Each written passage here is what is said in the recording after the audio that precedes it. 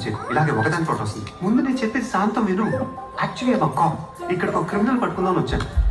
ఇందాక నువ్వు చూసిన వాడి గర్ల్ ఫ్రెండ్, దాన్ని ఫాలో అయితే వాడు దొరుకుతాడు అనుకుంటే నీకు దొరికిపోయాను. నిజానికి ఫస్ట్ టైం నేను చూసినప్పుడే కనెక్ట్ అయ్యాను. తర్వాత నిన్ను అదనుకొని టంగ్ స్లిప్ అయ్యాను. కాదని తెలిసి హ్యాపీ ఫీల్ అయ్యాను. క్లారిఫై చేద్దామంటే బ్యాడ్ అయిపోయింది. ఎలాగైనా నేను మిస్ అవ్వకూడదని ఫిక్స్ అయ్యాను. అందుకే స్టెప్ తీసుకున్నాను. ఇది నువ్వు అర్థం చేసుకుంటావు ఆశిస్తూ చేయి తీసుకున్నాను.